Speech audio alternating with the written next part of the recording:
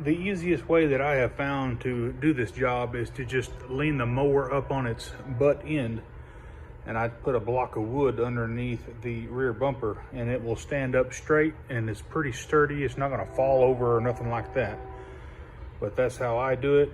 You may be able to do it a different way. You could turn the mower onto its side, but I would definitely recommend just doing it like this. And you could string up some safety chains to your lift or your hoist up there. But from what I'm going to be doing, this lawnmower is not all that heavy at all. So it's pretty safe just the way it is. Hey, let's take a look at this old steering rack and we're going to compare it to the new one. Alrighty, so this is the old steering rack, and as you can tell, we've got some teeth that are just sheared off here. What happens is this rack is allowed to move inside this bracket right here. If it gets anywhere at all, it makes it to where the pinion and the rack gear, the mesh is not correct anymore. And so basically what this is just a metal rack through here. And like I said, it gets some, some wear here. It can wear right in here in the rack itself. And also look at this elongated hole here.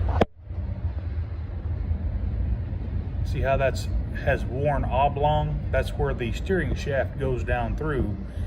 And in my honest opinion, they needed to put a bushing in here, a replaceable bushing. But in the new steering rack, they didn't do that. So let's go ahead and look at the new one, and I'll show you the extreme differences. All right, so here's the new rack, and as we can tell, it's completely built different. The hole where this goes is just completely bigger. And let me show you what they've done to help tighten this up. Let me compare the old one to the new one so you can see what I'm talking about.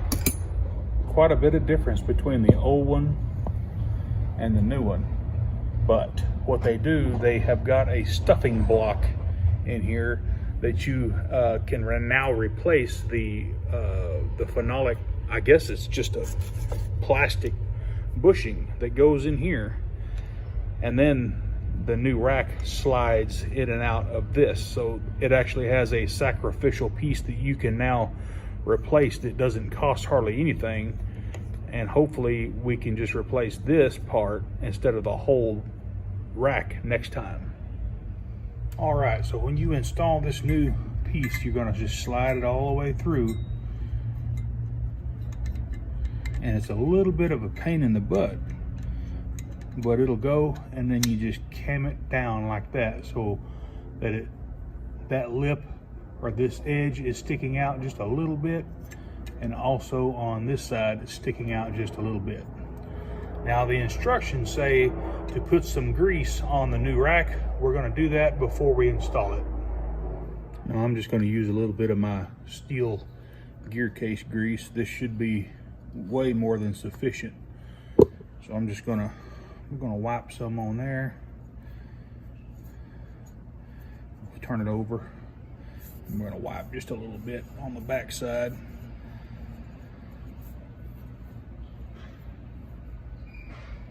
Now it's a pretty snug fit, and I think this kit's going to actually work.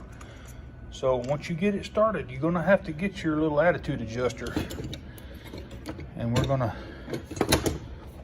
tap it in.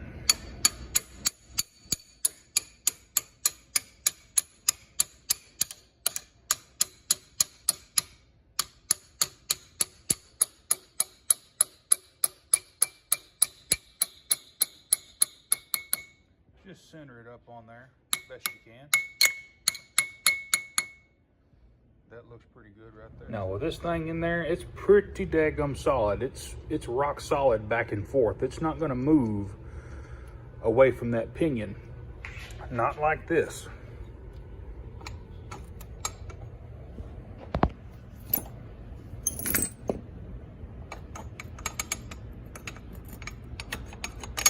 So we've actually got something good going here from MTD. Now this rack is super simple to install. It's just held on with a bolt here and a bolt here, and then the center where the shaft where the pinion goes, and you just bolt it on. And the nut, after you put the pinion on, we'll get to that here in just a minute. Slide your steering arms through.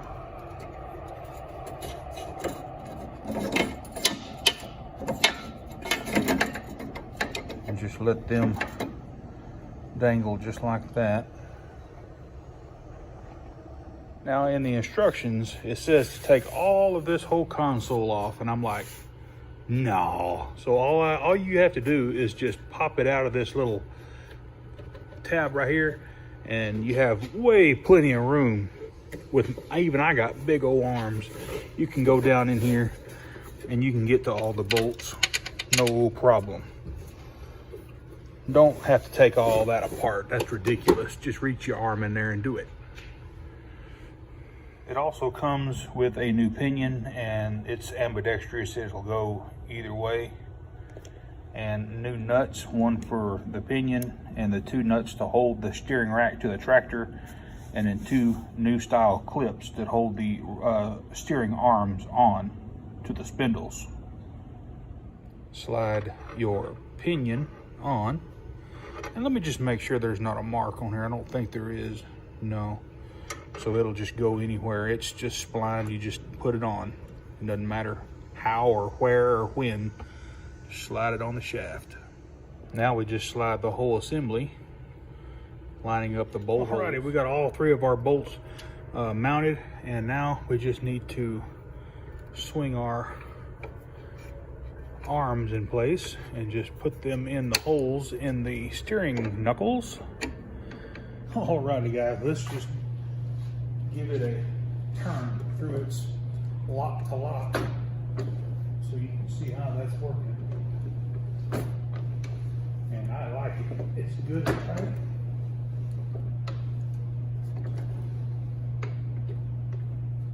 Alrighty, we got that Troy Bilt knocked out, and hey, this will fit the Craftsman, the MTD, the Yard Machine, any manufacturer that uses this style of lawnmower. I think it's a Craftsman 1000, the Troy Bilt TB30, several other house brands use this model of mower. So if this helped you out, please give me a thumbs up and smash that like button. And while you're there, click that bell so you get all my notifications. Have a good day. More Medic 1.